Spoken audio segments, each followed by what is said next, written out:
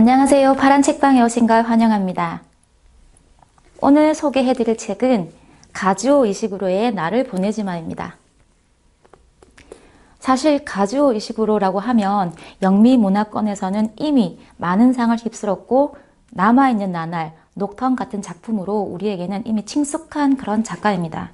하지만 노벨 문학상을 수상하면서 더 많은 그리고 더 넓은 독자층을 가지게 됐는데요.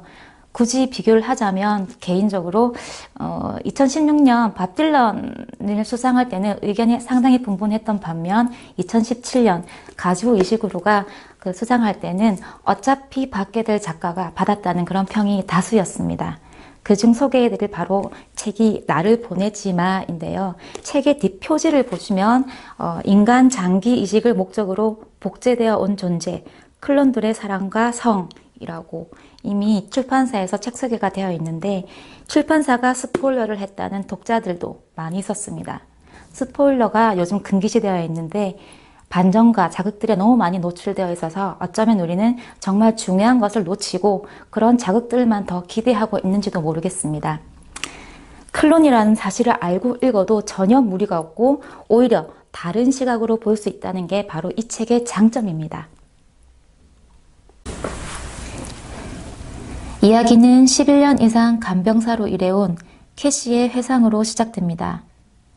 여느 시골 학교와도 같이 평온해 보이지만 외부와의 접촉이 일절 차단된 헤일섬이란 곳에 속내를 털어놓는 세 친구 캐시와 루스, 토미가 있습니다.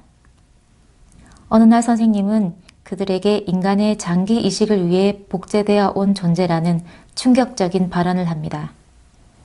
헤일섬이란 곳은 태어나면서부터 누군가를 위해 죽어야 하는 장기 기증자들의 기숙학교였던 것입니다. 아이들은 자신들의 존재에 대해 진지하게 생각합니다. 이후 그들은 자신들의 비극적인 운명과 유전자를 복제해준 근원자에 대해 끊임없이 고민합니다. 그리고 인간의 원초적인 욕망과도 같은 생명 연장이 자신들에게도 연장되기를 희망하며 방법을 찾아 나섭니다.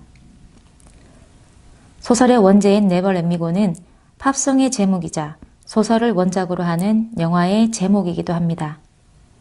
이 노래가 수록된 카세트 테이프는 소설의 중요한 소재입니다. 인간과 복제 인간의 차이를 보여주고 새 주인공의 우정과 사랑의 감정을 이끌어갑니다. 어느 날 테이프에 맞춰 노래를 따라 부르는 캐시는 노래를 본래 내용과 다르게 해석합니다. 아기를 낳을 수 없는 한 여자에게 기적이 일어나서 아기를 낳고 그녀가 아기를 품에 안고 아기에게 나를 버리지 마라고 읊조립니다. 아이를 가질 수 없는 복제 인간인 자신의 운명을 노래에 투사했다면 이 장면을 목격한 마담은 연민의 눈물을 흘리게 되는 그런 중요한 모티브가 되기도 합니다.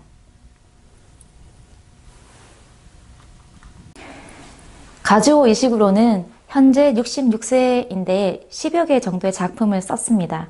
일본에서 태어났지만 영국으로 건너서 거기서 성장한 작가라 그런지 아마 자신의 정체성에 대해서 항상 끊임없이 고민했던 게 작품에도 나타나는 것 같습니다.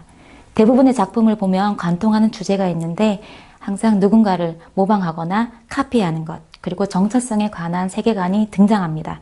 노벨 문학상 이후 가장 많이 받았던 질문인 일본 작가냐 영국 작가냐 하는 질문에 나는 그냥 국제적인 작가라고 했던 대답이 아주 인상적이었습니다. SF의 장르에 단골 소재인 복제인간이 나오긴 하지만 이 책을 보면 전혀 SF의 느낌이 나지 않습니다. 아마 작가는 복제인간을 통해서 진짜 인간다움과 존엄이 무엇인지를 보여주고 싶어 했던 것 같습니다. 우리는 언젠가는 모두 죽습니다. 늘 영원할 것 같았던 삶을 인간이나 복제인간이나 다를 바 없이 죽게 됩니다.